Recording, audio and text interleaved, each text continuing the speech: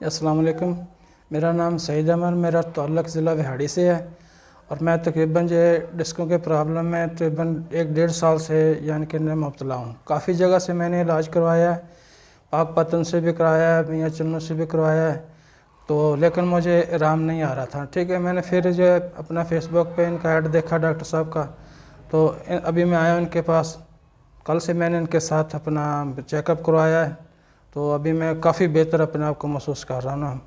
تو انشاءاللہ تعالیٰ میری آپ سے بھی ریکویسٹ ہے کہ جس کو بھی کسی قسم کا یہ موڑوں کا مسئلہ ہے، ڈسکوں کا مسئلہ ہے، اپنا جو بھی ٹانگوں میں درد ہے، جوڑوں میں درد ہے، کسی بھی قسم کا درد ہے نا، تو آپ اس سے یعنی کہ ڈاکٹر صاحب سے اپنا چیک اپ کروائیں.